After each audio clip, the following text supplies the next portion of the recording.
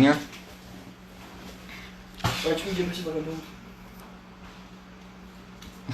Eu já tô ao vivo, cara, por favor. Por favor.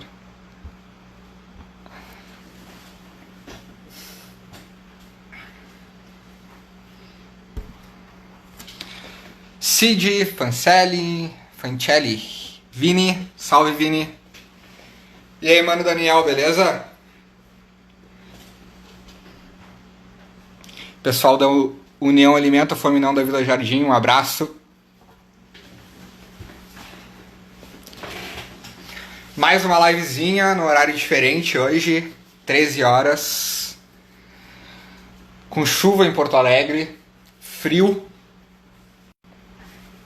E aí, mano, tudo bem? Como é que tá a quarentena aí em Torres? Já voltaram as atividades aí na cidade?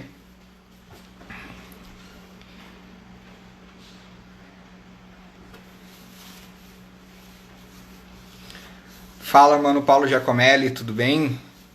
Saudades.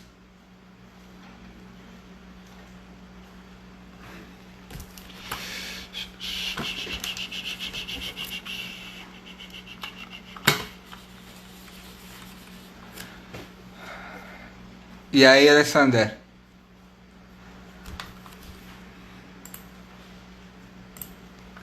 Salve.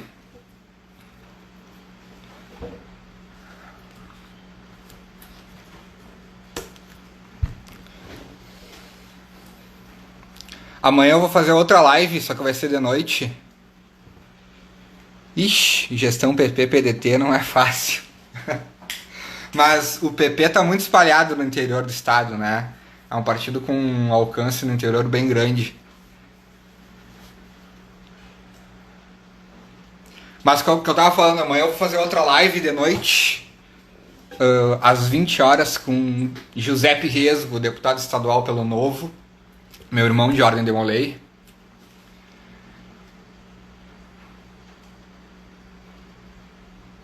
E acho que a próxima live eu vou fazer um horário diferente também. Vou fazer mais de madrugada, assim, mais perto da meia-noite, talvez na sexta, no sábado, no final de semana, não sei. Vamos ver ainda. Tá bom o áudio aí pra vocês?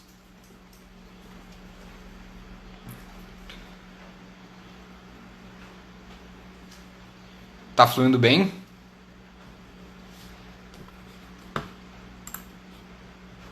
Só na guarda do Camozato, que deve estar envolvido lá com as coisas da Câmara.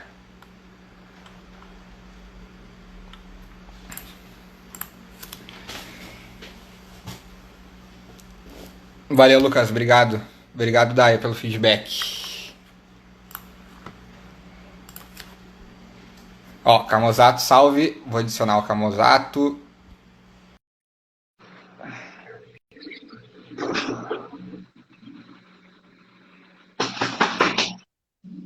E aí, Camozato, tudo bem? Fala, Luan. Tudo certo? Tranquilo? Deixa eu ajeitar. Tô ajeitando minha luz aqui, que eu tô na casa dos meus pais casualmente hoje. Aí, feio. Beleza. Como é que estamos de imagem aí, tá bom? Tá, aqui tá tranquilo. Tô Então enxergando tá. bem. Acho que sim. E o áudio tá aqui também.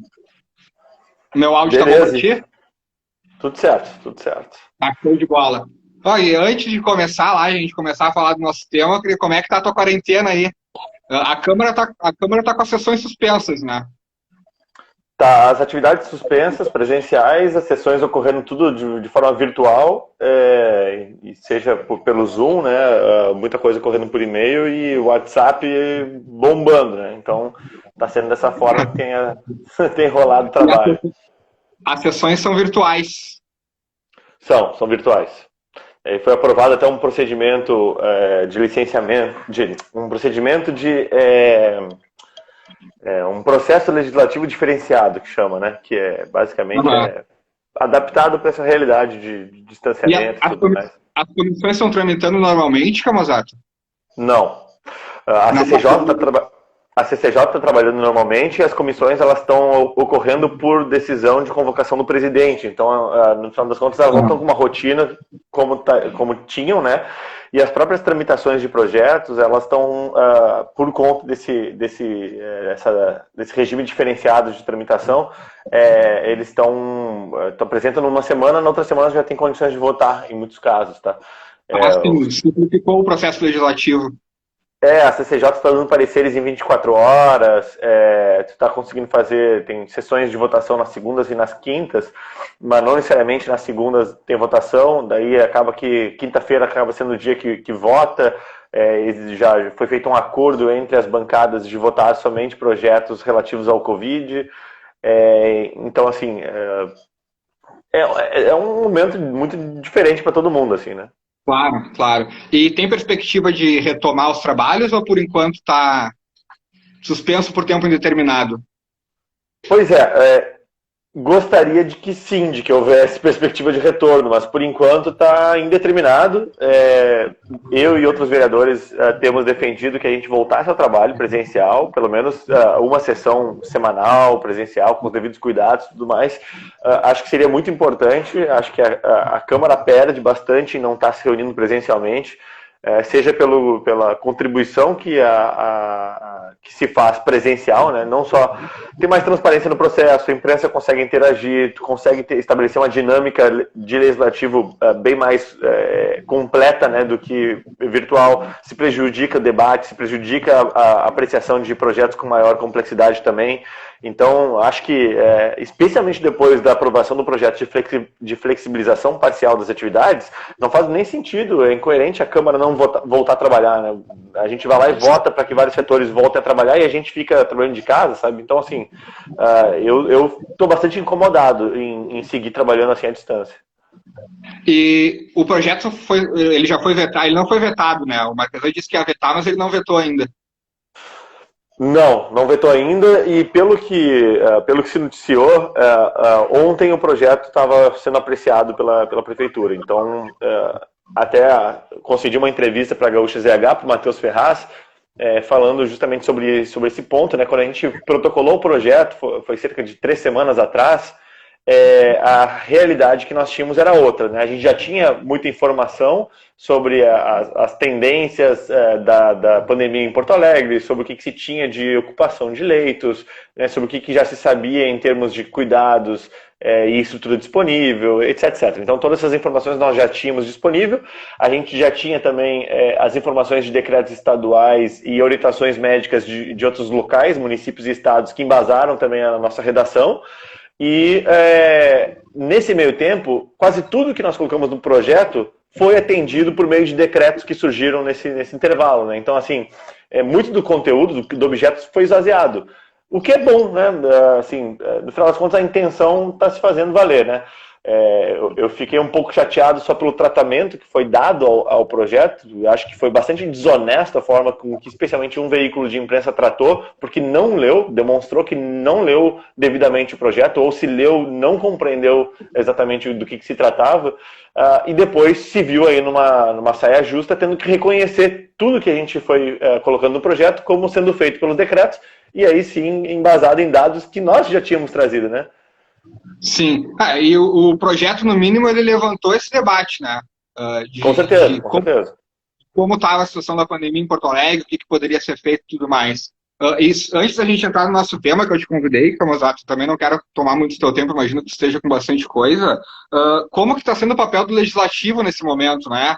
Porque todas as atenções, as ações estão concentradas no Executivo. É o Executivo que tem dado as diretrizes. O que a Câmara está podendo fazer agora? Realmente, assim, via de regra, os executivos do Brasil inteiro aí estão tendo protagonismo de ação, né? Seja por meio dos decretos que oferecem essa flexibilidade, dinamicidade que o momento exige, mas eu acho que os legislativos, em geral, estão se omitindo bastante. Eu estou bem incomodado com isso.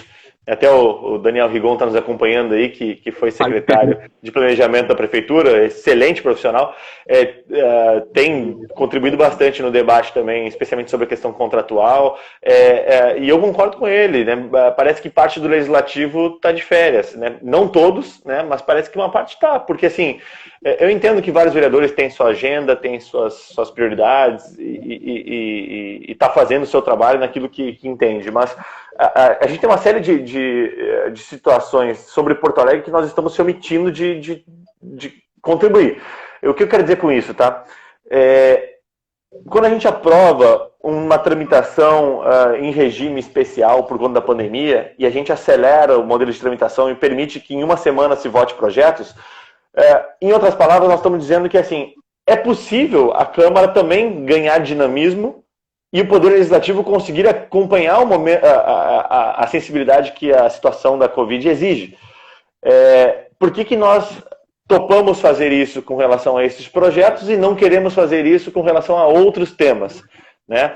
Então, o debate orçamentário, de execução orçamentária, de planos de contingência, muitos dos projetos que exigem aprovações do legislativo, que poderiam significar reduções de gastos executivos, a gente poderia estar votando também. Então, assim, tem uma série de temas que nós poderíamos estar sendo mais ativos. E nós não estamos, e eu acho que também a forma de atuação virtual prejudica isso, né? Com certeza. E a função de fiscalização também é muito importante nesse momento, né? A gente teve lá o exemplo do nosso deputado estadual de Santa Catarina, o Bruno Souza, que denunciou lá a questão da compra de respiradores, enfim, teve exoneração, inclusive, de secretário lá. Nesse sentido, a Câmara também pode atuar bastante, né? Fiscalizar não só os decretos, enfim, mas todas as compras e tudo que tem sido feito nesse momento que dispensa até licitação, né? Sim, sim. E até em termos de transparência, né, o nosso projeto já tinha trazido um pouco desse tema, né, de boletim semanal que traz informações de saúde, sociais e econômicas. A gente não sabe nesse momento que contratos estão suspensos, pelo menos, né, a gente pode requerer essa informação, mas ele não está disponível. E o que se pretende suspender, ou a que termo se pretende fazer isso.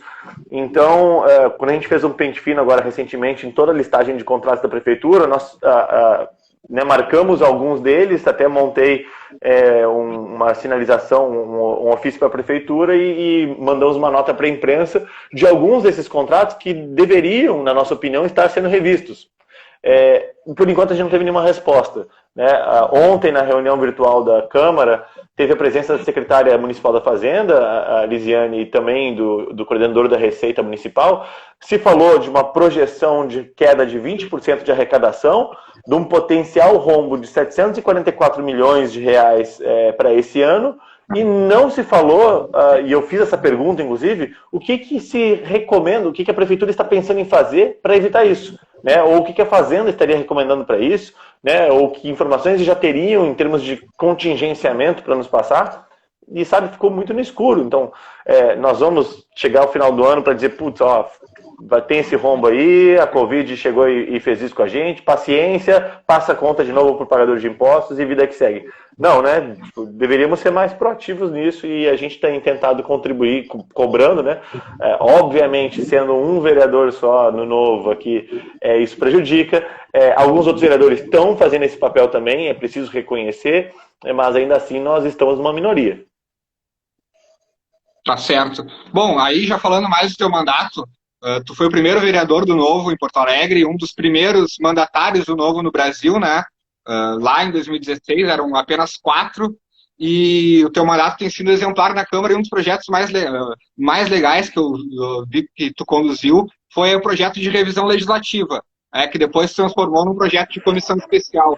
Queria que tu contasse um pouquinho de como foi o início desse projeto, como foi toda a função para conseguir aprovar a comissão especial e se ele já teve algum resultado efetivo, ou se tem projeto tramitando de revogação. Opa, caiu a câmera aqui. Estou incomodado com a iluminação aqui, porque está tudo de improviso. Bom, mas realmente, a Comissão Especial de Revisão Legislativa até teve tua contribuição nisso, né, Juan? Tu trabalhou conosco ali durante 3 meses no gabinete. Foi meu chefe já. E durante esse tempo, né, para explicar para o pessoal, né, o nosso plano era o seguinte: era a gente fazer um pente fino de toda a legislação municipal, para a partir disso fazer uma classificação de tipos de leis, né, que enquadramento cada lei teria, agrupar isso e verificar possibilidade de atualização, consolidação ou revogação. Então, o Juan, durante o tempo que teve com a gente lá no gabinete, fez todo esse trabalho aí de mapear toda a legislação de Porto Alegre, então fez um trabalho muito bacana, a gente planilhou tudo, né, Juan? E depois constituímos a comissão especial junto com outros 11 vereadores, né? Conseguimos aprovação com certa facilidade disso no plenário.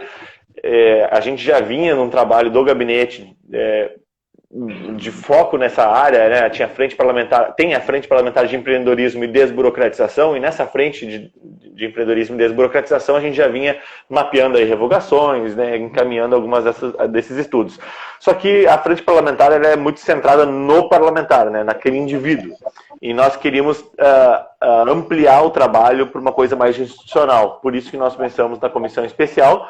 Prontamente, outros colegas reconheceram a importância disso, nós aprovamos a constituição da comissão, trabalhamos aí durante cerca de 3 meses distribuindo essas tarefas de pegar essa planilha, né, que é a base crua de dados, e separar, então, em áreas: mobilidade urbana, utilidade pública, enfim, conteúdo regulatório para negócios, e fomos segmentando em algumas áreas. Eu não lembro agora de cabeça se foram em 9 áreas, 10 áreas, quantas foram, mas enfim. Ao final desse tempo, nós produzimos então um relatório onde a gente já consolidava, na verdade, entre consolidação, atualização e revogação, foram um pouco mais de 800 leis modificadas de um universo de em torno de 12 mil leis. Então foi um trabalho bem robusto. Fazer alterações. Aí que tá, daí nós montamos 3 pacotes três projetos, né, que são pacotes de alterações, consolidações e revogações, e isso estava em tramitação final, prestes a entrar em votação quando começou a Covid. Então nós estamos com isso pendente por conta da pandemia. Passa tempo, então. Infelizmente, sim, porque foi mais de um ano e meio de trabalho, né? Um trabalho que é bem... Bom, tem os 3 meses da comissão especial, teve o tempo de aprovação do requerimento de constituição da comissão, depois teve findado o relatório, o protocolo dos projetos, a tramitação dos projetos, e aí sim eles estarem aptos para votação. Então, tudo isso demorou em torno de 1 ano e meio, né? E aí é como se a gente tivesse agora com 1 ano e meio de trabalho congelado, e essa revisão nunca tinha sido feita na história do município, ou que se tem registro, tá? Pelo menos nessa profundidade não se sabe. Até tanto o pessoal que é servidor da casa, ali da Câmara há mais de 20 anos, nos relataram isso. Então, é um trabalho bem importante, que é de todos os parlamentares da Câmara mesmo, né? Muito embora eu tenha liderado o processo, obviamente uma contribuição do Parlamento Municipal com a cidade, né? E teve alguma resistência, Camozzato, com relação, não aos trabalhos da comissão em si, mas ao resultado do trabalho da comissão, aos projetos que foram protocolados? Eventualmente tinha uma outra lei que nós identificávamos que tinha alguma resistência de um ou outro parlamentar. E o que nós acordamos é que tudo aquilo que não fosse consensuado entre os membros da comissão especial, a gente retiraria do relatório final e faria por iniciativa individual. Então, assim, 95% está consensuado e foi encaminhado, né? Foram poucas as divergências. A maior ruptura ou divergência que nós tivemos, na verdade, não foi isso.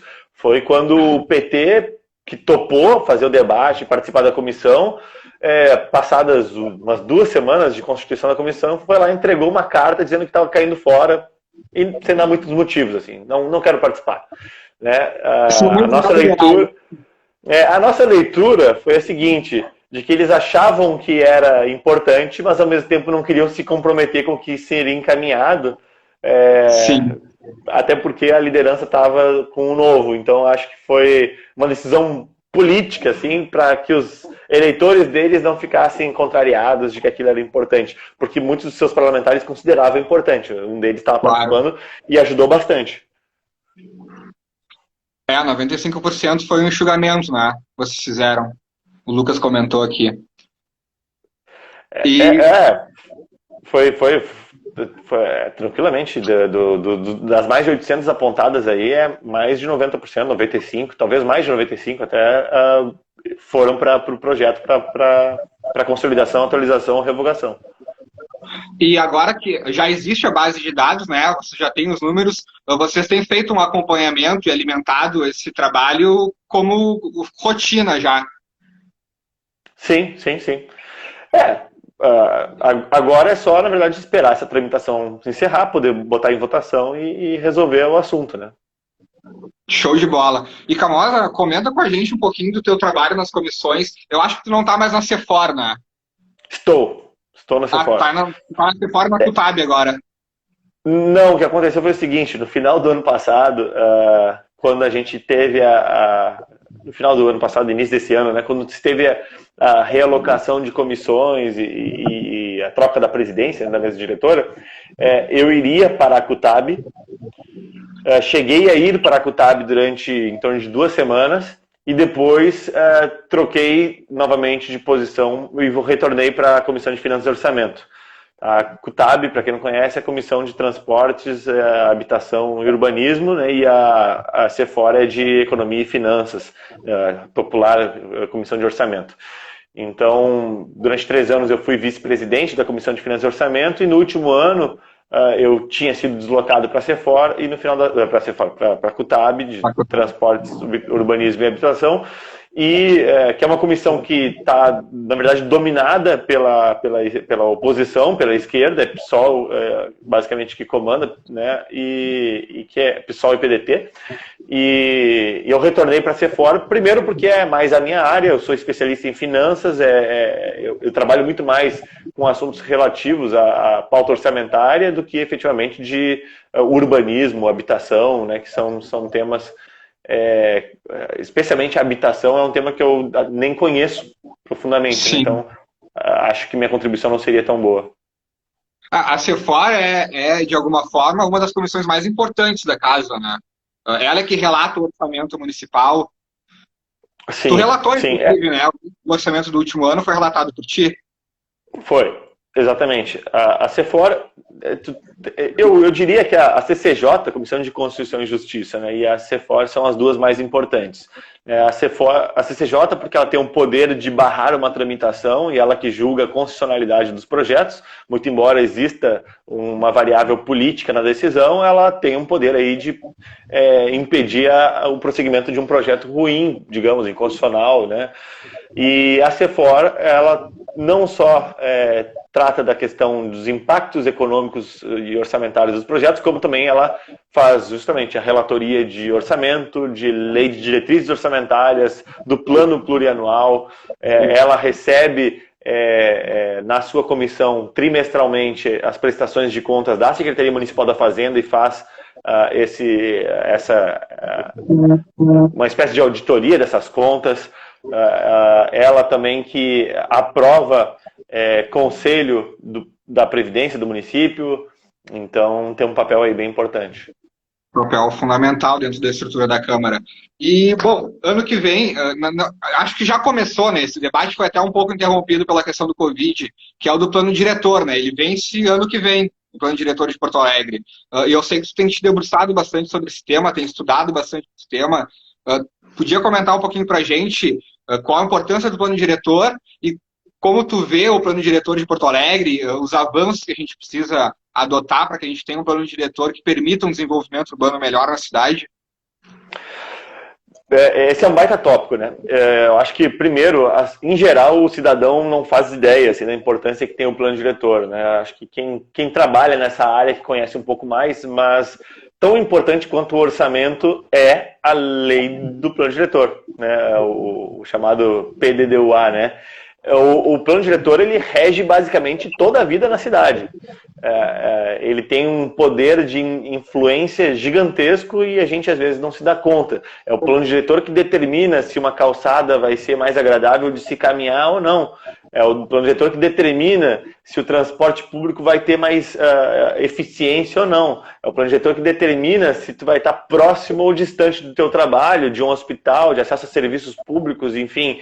É o plano diretor que determina o custo da própria manutenção da cidade. Por que eu estou falando de termos tão diretos assim com a vida do cidadão? Porque o plano diretor, ao regular o uso do espaço público, né, o uso das áreas, ao regular a densidade dessas áreas, ao regular horários, ao regular normas de construção, e aí que vão desde a altura a outras características de empreendimentos, ao estabelecer, de certa forma, regras de convívio, ele acaba interferindo diretamente na vida do cidadão em praticamente todas as áreas. Ele, indiretamente, ele interfere em segurança, interfere em saneamento, interfere em saúde, interfere em educação, interfere, enfim, em praticamente todas aquelas áreas que nós, cidadãos, reconhecemos como as que contribuem para ter maior ou menor qualidade de vida. E o plano diretor de Porto Alegre, ele é muito ruim. Na verdade, o problema dos planejamentos centrais das cidades do Brasil iniciam com o Estatuto das Cidades, que por si só já é um grande problema por conta de algumas premissas que eu considero profundamente equivocadas, como a de que precisamos estabelecer a cada 10 anos um planejamento de cidade. Na verdade, nós não precisamos disso. Nós poderíamos ter planejamentos anuais, bianuais, né, ou nenhum planejamento e ter regras fora de um planejamento, né? Então, enfim, pontos que são importantes se destacar do plano diretor de Porto Alegre.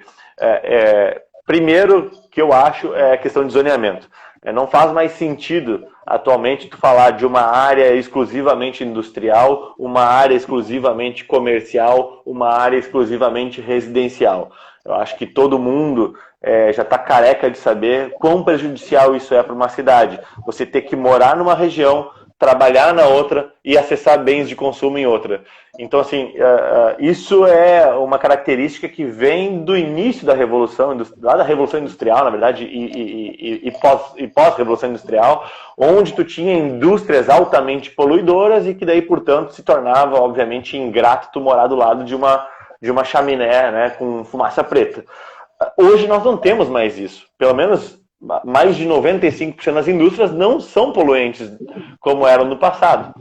E nós temos uma série de indústrias limpas, indústrias de tecnologia, indústrias, enfim, que não lidam com resíduos poluentes e que agridem a qualidade de vida e que poderiam muito bem estar estabelecidas ao lado de residências. Então é preciso quebrar essa noção de separar a cidade em zonas. A mesma coisa o comércio. Se reconhece como um lugar bom de se viver, aquele lugar onde você consegue fazer as coisas a pé. Né? Então você consegue ir ao trabalho a pé, você consegue ir no supermercado a pé, na farmácia, na fruteira e tudo mais. Mas o plano diretor de Porto Alegre, ele é uma barreira para você conseguir fazer uma cidade mais caminhável, como nós chamamos, né? Engraçado que justamente os bairros de Porto Alegre, onde você tem essas características de conseguir fazer as coisas a pé, são aqueles que foram majoritariamente construídos quando não existia o regulamento do plano diretor. Né, que é o centro de Porto Alegre, que é a Cidade Baixa, que é o Bonfim, né, que é a volta ali da Independência, algumas regiões do Moinhos de Vento. Então, assim, qual é a diferença de Porto Alegre antes do plano diretor e pós-plano diretor? É a comparação do que é um bairro como Rio Branco, Bonfim, versus um bairro como o Germânia, lá, né, em volta do Parque Germânia. Então, assim, é aquilo que nós queremos, né? É muito agradável tu ficar num prédio isolado, com um baita de um recuo, numa região que tu não consegue acessar quase nada a pé e depende do carro. É muito agradável, em parte, né? Porque ao mesmo tempo tu precisa ter gradeamento, tu tem um desperdício de área pública, tu tem justamente a necessidade do uso do veículo. Então, assim, é preciso repensar o uso das áreas públicas e o plano diretor faz isso. Outras questões aí é sobre densidade. e recuos, que de certa forma estão interligadas, né? Em geral, as cidades brasileiras elas são muito pouco densas, e isso é um problema, porque cidades que são pouco densas, elas acabam sendo mais caras. Basicamente é isso. Se você não consegue densificar, você precisa crescer para os lados, e quando você cresce para os lados, você aumenta custo de transporte coletivo, né? Tanto financeiro quanto tempo de deslocamento, você torna mais cara a distribuição de energia elétrica, de telecomunicações, de saneamento, água, vias, você dificulta que os próprios empreendimentos de bairro sejam bem-sucedidos, porque eles têm um universo de consumidores potenciais na sua volta muito mais reduzido. Então, é muito ruim você ter uma cidade pouco densa. O próprio conceito de cidade, ele nasce daquela necessidade que a sociedade humana percebeu de se aglomerar pelo ganho de eficiência e redução de custo de vida que isso proporciona, né?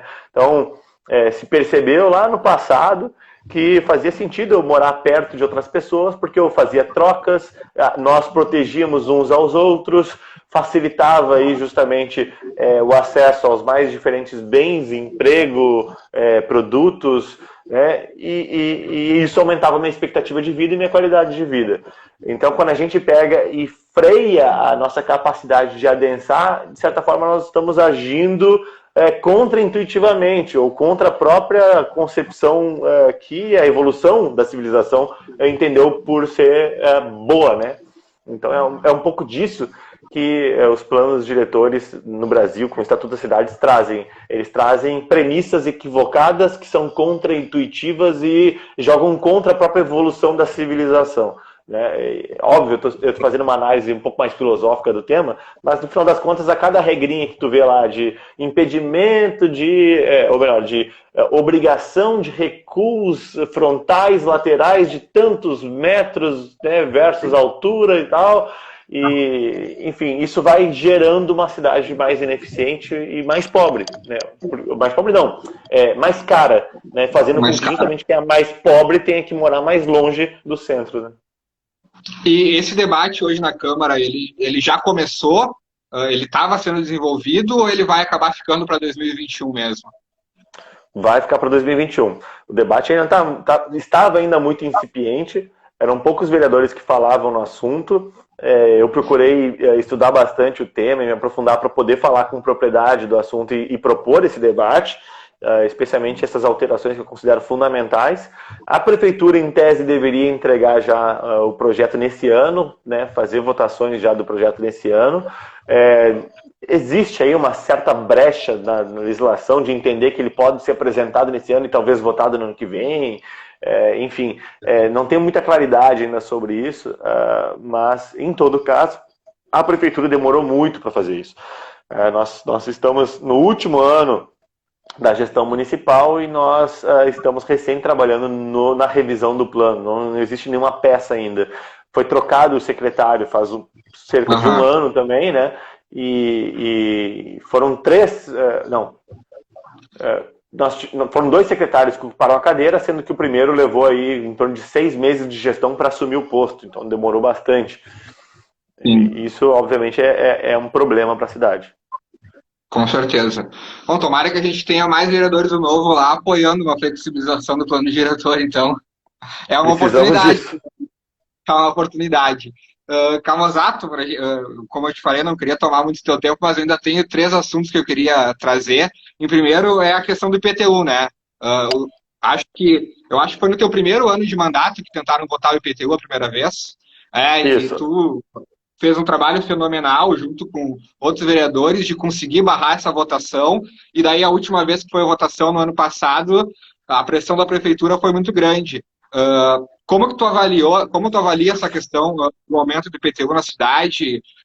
A prefeitura alega que foi uma revisão da planta, mas aumentou IPTU para mais de 50% dos bairros, e a gente está agora nessa situação em que tem um aumento do IPTU considerável para muitas pessoas e o aumento da inadimplência consequentemente aumentou. Se já estava difícil de pagar antes com o aumento, agora com a situação da pandemia, então isso ficou praticamente inviável. E também comentar se existe alguma sinalização da prefeitura ou algum projeto tramitando de fazer com que eventuais parcelas sejam adiadas, enfim, buscar uma solução para auxiliar as pessoas também.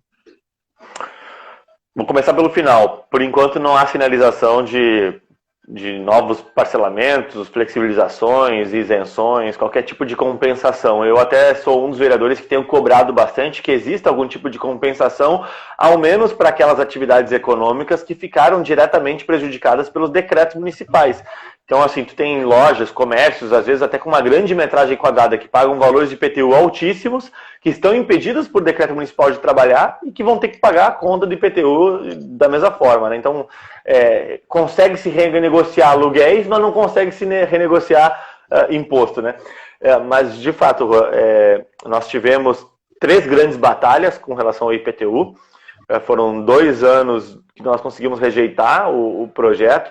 E numa terceira ocasião eu entrei com mandado de segurança contra o prefeito por tentar apresentar a proposta mais uma vez do mesmo tema no mesmo ano. Mas na última ocasião, realmente, a prefeitura conseguiu novos aliados, né, fez um trabalho de articulação mais bem feito, teve aí algumas denúncias de distribuição de cargos, né, e troca de favores aí, mas conseguiu aprovar. E o projeto, ele, de fato, se tratava de uma revisão da planta, que não acontecia desde 91, porém, não precisava vir, junto disso, uma elevação de arrecadação da ordem de 50%. Isso foi uma opção que a prefeitura fez. Também não precisava vir uma progressividade de alíquotas, que também foi uma opção da prefeitura. Não precisava vir uma parcela de isenção para aqueles que antes já eram inadimplentes. A prefeitura optou por isso. Então, assim, existia de fato uma desatualização da planta, mas ao mesmo tempo existiu a intenção de aumentar a arrecadação. E nós tivemos um aumento de carga tributária, ao final das contas, com o IPTU. Eu até propus emendas para que a gente não tivesse aumento da carga tributária, nem aumento da arrecadação, e fizesse a atualização da planta sem isso, mas que foram prontamente rejeitadas e orientadas o voto contrário pelo governo. Porque o interesse, né, que a gente sabe era de aumentar a arrecadação.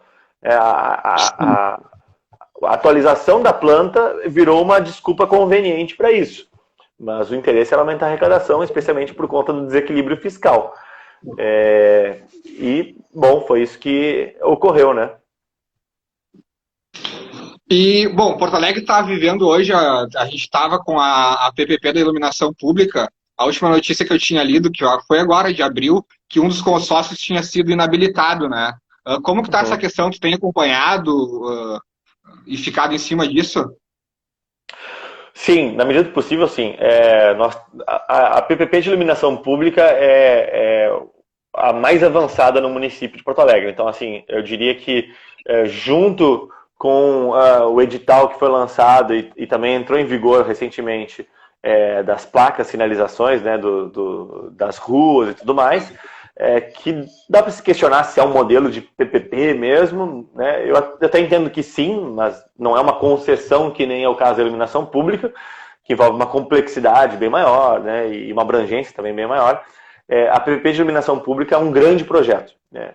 E até agora ele não se concretizou.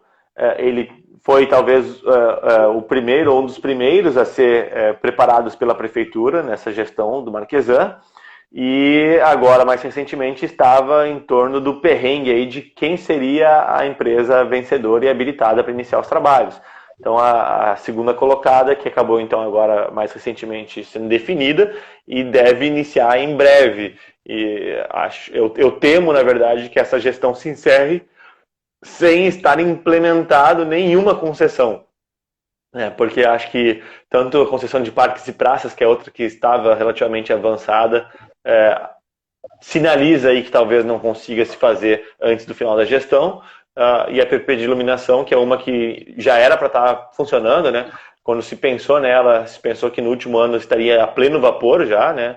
Ela ainda não está. Então, nós temos acompanhado, eu particularmente fico chateado da gente ter uma morosidade tão grande e que não necessariamente é culpa da prefeitura, isso também é muito por conta da nossa própria burocracia, né, que envolve a forma com que se opõe a esse tipo de projeto, né, a justiça vai lá, muitas vezes questiona, a morosidade entre tempos de questionamento, respostas e prosseguimentos, isso tudo acaba dificultando bastante. E esse é um dos exemplos assim, do porquê que a gente demora tanto para evoluir e de como o custo do Brasil é elevado. É por conta desse tipo de questão, né?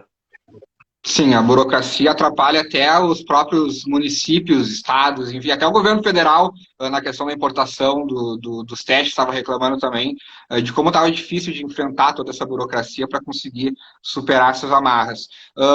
Eu não tinha colocado nos tópicos aqui, mas eu queria te perguntar também sobre essas PPPs dos parques públicos e também sobre um projeto que a Câmara apreciou, e, se eu não me engano, aprovou, de permitir construções na Redenção. Muita gente vão construir um prédio no meio da Redenção. Como é que é isso daí? Sim, esse projeto é um projeto meu junto com o vereador Mendes Ribeiro, tá? É uma revogação de lei, na verdade, tá? Existia uma lei que dizia que era proibido construir na Redenção, né, no Parque Farroupilha. Qual é o problema disso, tá? A lei foi construída pensando justamente em não ter um empreendimento imobiliário ou comercial dentro do parque. E aí, ok, meritório. O problema é que você também impede que construções que sejam de uso público da população não possam ser feitas. Um vestiário, banheiros, né, espaços de convivência. Então, especialmente se você quer colocar a Redenção, fazer uma grande reforma, revitalização, fazer uma concessão do parque, tu fica muito limitado enquanto gestor do que tu pode colocar de benfeitorias dentro do espaço, né? Então a nossa revogação foi nesse sentido. Lembrando que a própria Parque Farroupilha ele é tombado, então mesmo com a revogação não tem como construir um empreendimento imobiliário lá dentro, né, comercial, não dá pra botar shopping lá dentro, né, porque tudo isso passa pela análise da própria Secretaria de Meio Ambiente, isso depois seria objeto de questionamento de Ministério Público se fosse se algum projeto desses, porventura, não fosse devidamente avaliado pelo Executivo. Então, assim, está bem resguardada a intenção de não perder a essência de parque, né, e de acesso público e universal. Certo. E a PPP de concessão dos parques, qual é o objetivo delas? É para todas, né? Todos os parques e praças. Isso, a PPP ela autoriza a concessão de parques e praças, tá? Até uma emenda minha autorizou também que a gente conseguisse colocar os parques naturais, né? Que nós temos 4 em Porto Alegre, que são aí... eu não lembro agora os nomes exatos, né? Mas pode chamar de parques naturais, reservas naturais, enfim, que é o Morro do Osso, é o Parque Saint-Hilaire, né? Que é uma das coisas que o governo federal tem feito, né? Aqui em Cambará do Sul, ali em Taimbezinho, é um dos modelos que está se fazendo, né? Os parques são muito caros de se manter e a prefeitura tem uma dificuldade tremenda de conseguir dar manutenção adequada. E parque que não tem manutenção adequada é uma utilização ineficiente de espaço público. A população quer poder estar nesses lugares, quer se sentir segura, quer levar, né, seus filhos, seus pets, enfim. E a concessão ela acaba sendo uma ferramenta super bacana para permitir modernização, né, manutenção em dia, e até mesmo estabelecimento de oferta de serviços aí que tornam mais atrativa a ida no parque, né? Seja, né, brinquedos, entretenimento, seja oferta de bens alimentícios, né, de serviços de alimentação e tudo mais. E o projeto ainda não andou, tá? Na verdade, a gente aprovou a concessão, mas nenhuma foi concluída ainda. Então, até tem uma notícia hoje de que a Secretaria de Parcerias Estratégicas, que é comandada pelo Thiago Ribeiro, que, aliás, é um excelente secretário, está sinalizando aí para flexibilizar um pouco mais, soltar um pouco mais das regras, da rigidez que eles estavam tendo, das exigências de contrapartidas, para que se tornasse mais atrativo para que recebessem propostas, porque até agora estava pouco atrativo. Né? E, obviamente, por que é pouco atrativo? Porque as exigências que a própria sociedade civil porto-alegrense, os órgãos de controle, Ministério Público e tudo mais, demandam, são tamanhas que praticamente nenhum empreendedor vai querer entrar nisso porque enxerga na concessão uma cilada contra si. Né? Pô, eu vou lá, entro no parque, começo a manter, daqui a pouco começam a me obrigar a fazer um monte de coisa que não estão no contrato, né? E aí entra aqueles exemplos que tanto foram alvo de polêmicas, como a concessão do aeroporto Salgado Filho, que vem a empresa alemã, assina um contrato de concessão, começa a fazer suas obras, daqui a pouco vem um terceiro no meio da relação e diz, não, agora tu vai ter que bancar também reassentamento das famílias, o custo de finalização das obras, tu vai ter que fazer mais... E coloca um monte de coisa que não estão nos contratos, né? Acabando com toda aquela análise de valor do próprio contrato que fez com que a empresa topasse o desafio, né? Então, esses são maus exemplos que fazem com que outros empreendedores tenham medo de participar desses projetos. Sim. E é importante até para as pessoas saberem, por exemplo, a Orla hoje, que é tão utilizada pela cidade, também é uma concessão, né? A Uber ali assumiu a gestão do lugar, os custos de manutenção também, que são altos, é mais de 200 mil reais, pelo menos na época era esse valor. Eu lembro, inclusive, que eu estava no gabinete quando isso começou a ser falado, eu lembro que tu fiscalizava bastante essa questão. E para finalizar, Camusato, queria te perguntar como que tu avalia assim, esse primeiro mandato do Novo na Câmara, o quanto o Novo pode contribuir com Porto Alegre, principalmente tomando atitudes e falando coisas que antes de tu chegar lá não eram faladas e não eram ditas, né? Eu até lembro de um vídeo teu que tu usou uns bonequinhos explicando concessão, privatização, porque as pessoas ouvem falar em concessão, elas acham que a gente está querendo privatizar o espaço público, entregar tudo para a iniciativa privada. Não é bem isso. Então, o teu trabalho nesse sentido também foi muito importante. Eu queria que tu finalizasse trazendo essa perspectiva, assim, o teu mandato e o Novo em Porto Alegre, como a gente pode contribuir para a cidade. Eu acho que, assim, eu brinco às vezes que o meu desafio enquanto primeiro mandatário do Novo, primeiro político eleito do Novo, e primeiro na Câmara de Porto Alegre, foi de desbastar o Mato Alto, né? Pensa naquele terreno que tem um mato alto, um monte de capinha alta, assim, tu não consegue enxergar a trilha, e o meu papel foi pegar o facão e começar a abrir caminhos, né? Obviamente eu não ia conseguir fazer muita coisa, mas a gente conseguiu avançar muito. Então, assim, eu estou super satisfeito com o resultado que a gente está conseguindo entregar ao final desses 4 anos. Ele até está acima do que eu esperava que conseguiria fazer, seja por trabalhos como o que a gente falou no início da live aí da Comissão Especial de Revisão Legislativa, um trabalho histórico aí, seja através das revogações que a gente conseguiu concretizar, de elevar o nível do debate sobre temas super importantes, como das privatizações, das concessões, de plano diretor, relatar orçamento, conseguir impor aí uma nova abordagem no uso e racionalização dos recursos públicos, seja através das economias de verbas de gabinete, quanto também da forma com que se olha para o orçamento municipal e se define prioridades. Então, acho que o legado é muito positivo.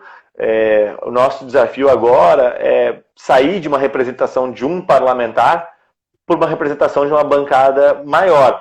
Qual é a diferença disso, né? A diferença disso é não só aumentar o número de votos, né, alinhado com essas ideias, mas também conseguir ser uma influência maior na agenda política da cidade. Vale lembrar que numa Câmara que tem 36 vereadores, um vereador sozinho numa bancada não vai presidir uma comissão, né? Dificilmente vai presidir a Câmara, vai participar de grandes decisões em termos de legislativo, e dificilmente será convidado a construir políticas públicas com o executivo, porque afinal de contas ele é só um voto. Então acaba se consultando mais essa pessoa quando sabe que ele tem um poder de afetação na matéria muito grande, o que muitas vezes acontece, porque a gente tem uma influência muito grande, mas ao mesmo tempo, sendo só um voto, tem muitas matérias que a gente nem é consultado. Agora, quando tu vira 3 votos, 4 votos, tu acaba sendo fiel da balança para uma série de projetos, especialmente os estruturais, as grandes reformas. E aí, quando tu vira fiel da balança, tu necessariamente está na mesa para discutir que termos tu vai querer aceitar ou não para aquele projeto. Então é essa mudança de influência que o Novo precisa ter, né, com essa nova Constituição da Câmara no próximo ano. E eu sou super otimista, acho que o Novo aí vai vir com tudo e vai fazer aí um bom trabalho em ter 3 vereadores, quem sabe 4 vereadores, né? Se a população se engajar ainda mais, pode ser que sejam mais, Pô, já Mas pensou 5 vereadores do Novo na Câmara? Seria é, sensacional. e assim, fato é que as coisas já não são mais como eram antes da nossa entrada, né? Então muita coisa mudou, acho que a gente não regride, só avança, e na pior das hipóteses, eu acho que no mínimo a gente dobra a bancada, né? É verdade. Kawasato, eu queria muito te agradecer a tua disponibilidade de ter topado fazer essa live comigo logo depois. Eu não sei nem se tu almoçou. Eu não almocei ainda. Vou Ainda não, almoçar ainda depois. não. Eu também não almocei ainda. Mas muito obrigado pela tua disponibilidade. Eu te admiro pra caramba. Acho que tu fez um trabalho muito legal na. Fez não, tá fazendo um trabalho muito legal na Câmara de Vereadores. Uh, é um exemplo para o Novo, não só nos âmbitos municipais, mas muitos deputados estaduais e bancadas do Brasil afora se espelharam no trabalho que vocês fizeram na Câmara para estabelecer suas diretrizes para os seus mandatos. Então, parabéns pelo trabalho. Espero que ano que vem a gente possa estar trabalhando junto aí mais uma vez. Pô, espero também, cara. Torço muito para que a gente consiga ter sucesso aí. E obrigado pelo convite, pelas palavras. Fico muito feliz, assim. Acho que isso me deixa muito satisfeito de conseguir entregar aquilo que eu me prontifiquei a entregar e conseguir deixar um legado positivo para que, né, mais gente venha, tope entrar na política, aceitar esse desafio, especialmente pessoas muito melhores do que eu, porque o Brasil precisa disso, a nossa cidade precisa disso. Show de bola. Camosa, muito obrigado. Eu vou botar essa live no YouTube depois, para quem quiser acessar. Valeu e bom almoço para ti. Valeu, bom almoço para ti também, para quem Um quer que abraço. não Valeu a todos tenha que nos assistiram almoçado aqui. ainda. Valeu, Valeu. tchau, Um tchau. abração.